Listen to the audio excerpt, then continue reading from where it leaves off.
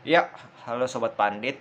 Kali ini gue akan bahas beberapa match yang tadi malam hadir 2 match dari Champions League. Ada Chelsea dan juga Juventus. Oke, kita ke Chelsea dulu. Chelsea, Chelsea menang 2-0. Kalau kita lihat dari starting lineup, praktis Tuchel bermain kembali dengan 3-4-3, formasi andalannya yang sempat tidak jalan dari November sampai Desember sampai kemarin Januari itu nggak jalan sama sekali. 3-4-3-nya terseok-seok, akhirnya kembali lagi di 4-3-4-3. Praktis gak ada pemain yang cedera ya kalau kita lihat, bahkan Lukaku pun dicadangkan, Werner juga dicadangkan. Paling cedera Mason Mount dicadangkan, Jorginho bahkan dicadangkan. Ya praktis gak ada yang cedera ya, cuman Reece James sama Chilwell doang, sama Odoi. Ya praktis bisa digantikan. Main dengan Pulisic, Ziyech, dan juga Havertz, bukan Lukaku. Nah ini yang kembali yang kemarin gue bilang di preview, dimana apakah Tuchel ini akan bermain dengan Lukaku, apa dia memilih bermain dengan false nine seperti Werner atau Havertz, dan dia memilih Havertz pada pertandingan kali ini. Gimana jalannya pertandingan? Di luar dugaan, Lille yang kelihatannya ini ya parkir bus lah istilahnya. Kemarin gue juga bilang parkir bus pasti nih Lille, karena mainnya di kandang Chelsea. Ternyata mereka high press loh. Dari awal mereka pressing, mereka keluar, mereka mencoba untuk memberikan tekanan di lini pertahanan Chelsea. Ini menurut gue cukup mengejutkan. Dan itu sebenarnya mungkin secara kita penonton netral ya, itu akan terlihat seru karena Lille keluar pressing, di situ akan banyak fast break, serangan-serangan balik, transisi cepat dari kedua tim. Tapi itu justru menguntungkan Chelsea menurut gue ya. Karena apa? Ketika Lille melakukan pressing, high press, banyak pemain yang itu, mereka cuma meninggalkan mungkin 4 pemain di belakang. Ketika Chelsea keluar dari tekanan, bisa keluar dari high press, praktis ya seperti pertandingan kemarin, banyak sekali ruang, mendapatkan banyak sekali ruang. Havertz, Ziyech, Aspi, Pulisic itu bisa dengan mudah mampu masuk ke lini pertahanan Lille. Itu yang terjadi kemarin dari babak pertama. Lille kalau kita bilang mainnya jelek juga enggak juga, cuman ya segitulah kualitas Lille. Ketika dipaksa dia tidak bermain rapat, tidak bermain reaktif football, tapi dia mencoba pressing ke depan, maka yang menentukan adalah kualitas. Kualitas apa? Kualitas passing, kualitas pergerakan, skill individu dari Chelsea, dan itu unggul dari Chelsea. Makanya mereka cukup mudah lah untuk keluar dari tekanan-tekanan pressing yang dibuat oleh Lille. Nah, dapatlah satu gol yang dari corner ya, dari Havertz. Sebelumnya juga dia depan gawang nggak masuk, terus dia shoot juga masih di save oleh kiper, sehingga corner, habis itu gol baru. Habis itu Lille lebih keluar, dapat kalau nggak salah 5 menitan mengurung Chelsea, dapat beberapa setengah peluang, heading, shooting masih di blok lah, melebar lah, banyak lah, ada beberapa lah, tapi nggak ada peluang yang benar-benar berbahaya yang mengancam gawang dari Mendy. Itu permasalahannya. Nah, ya polanya itu ya sama kayak gitu tadi, saling menyerang, cukup seru lah, dalam arti kedua tim ini bisa bermain dengan sangat-sangat menghibur kita untuk fans netral ya, tidak seperti pada saat Madrid kemarin lah contoh lah, sangat mengecewakan. Tapi ini benar-benar seru lah menurut gue. Dan kita kembali lagi melihat bahwa peran seorang Kante ini begitu besar dalam Chelsea ini. Kalau lu lihat dia menyusuri, dan dia kan duetnya dengan Kovacic kali ini, bukan dengan si Jorginho. Apa sih perbedaan Jorginho dengan Kovacic? Jelas beda kalau menurut gua. Kenapa? Jorginho itu adalah pure defensive midfielder. Dia menjaga kedalaman, dia mengatur tempo, dia memberikan passing biar Kante yang melakukan pergerakan-pergerakan. Sedangkan Kovacic, dia 11-12 sebenarnya tipenya dengan Kante. Dia lebih pergerakan, mobilitas. Dia maju, dia bantu serangan, dia itu. Nah, ketika itu terjadi, maka Kante yang harus menutup kan. Kante yang harus berperan sebagai Jorginho, atau bertukar-tukar, atau Kovacic sesekali bisa jadi DM atau Kante yang DM. Yang terjadi kemarin beberapa kali ya, ini beberapa kali, dua-duanya ini overlap.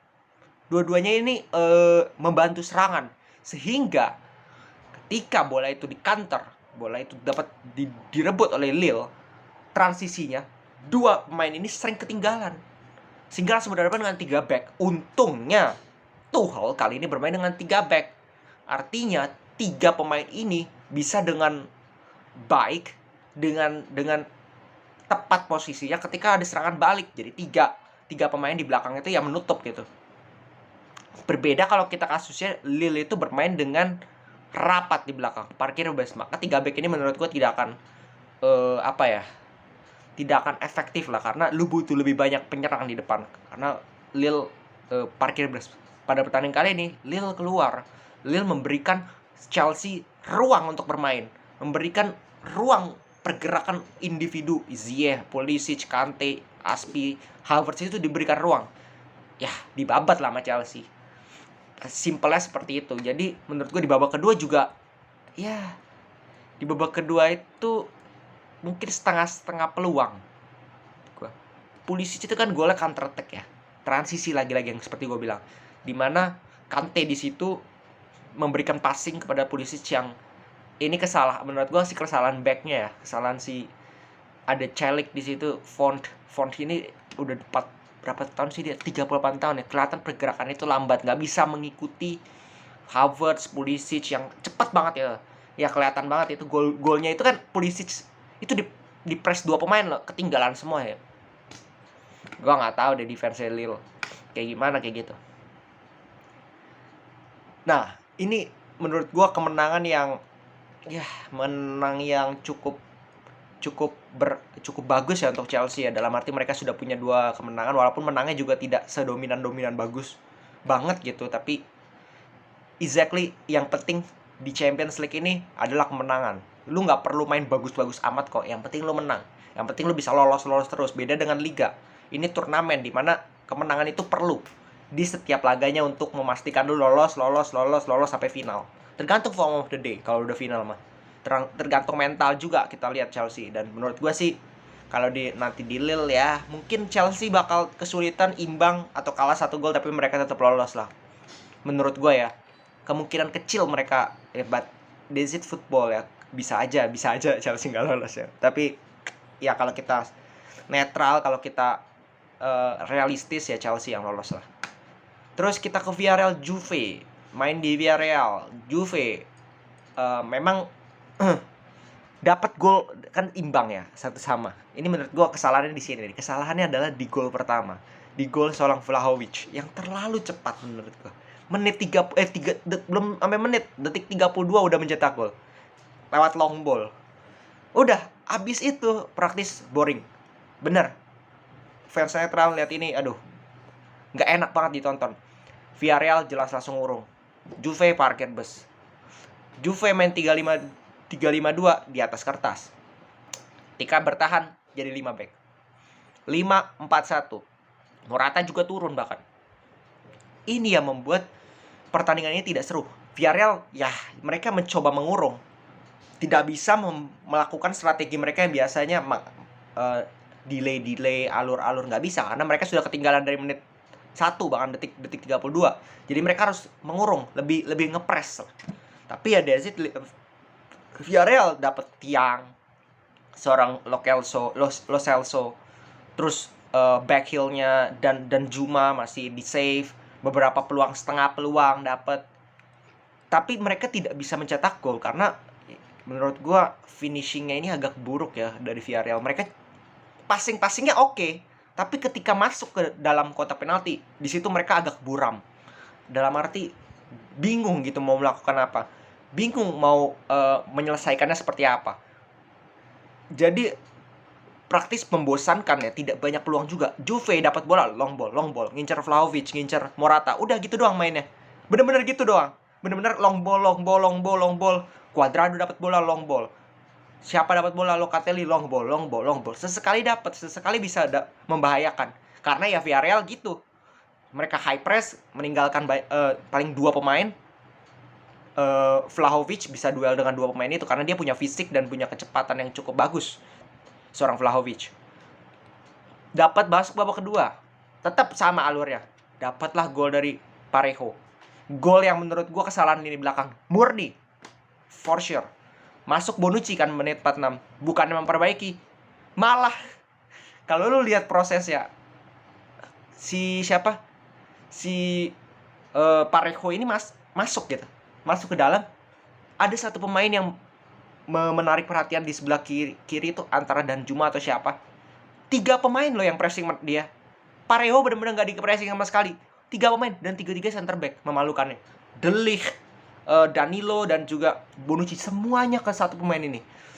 Sehingga Parejo dapat 1 gol, 1 sama. Gue harap dong semakin seru dong. Juve bisa keluar lagi karena sudah imbang 1 sama. Nggak taunya sama. Juve ternyata memang ngincer imbang dari awal mungkin Allegri ini. Jadi ya Villarreal kembali lagi ngurung. Juve dapat beberapa counter attack sesekali, dapat peluang. Tapi praktis babak kedua jauh lebih menurun ya tensinya. Jauh lebih lebih membosankan lagi kalau menurut gua. Jadi gak banyak dapat peluang juga kedua tim. Mungkin Villarreal lebih menekan lagi ya, tapi ya gitu-gitu doang, sekedar hanya mengancam doang tapi belum benar-benar berbahaya. Ya ini menjadi modal yang cukup bagus ya untuk Juve di leg kedua, karena mereka sudah dapat imbang minimal di Villarreal. Tinggal mereka menang 1-0 aja mereka lolos gitu, karena gol tandang kan gak ada ya. Jadi bisa lah menurut gue Juve, kalau mereka bisa mengambil inisiatif lebih menekan, bisa aja Juve. Dan menurut gue Juve lolos lah untuk kali ini. Tapi kita nggak tahu ya, menurut gue sekarang probabilitasnya itu sudah 55-45 lah untuk Juve. Kita lihat lagi ya besok nanti MU ATM gimana, Ajax gimana, gue akan bikin reviewnya kembali. Ya segitu dulu dari gue hari ini. Salam sepak bola.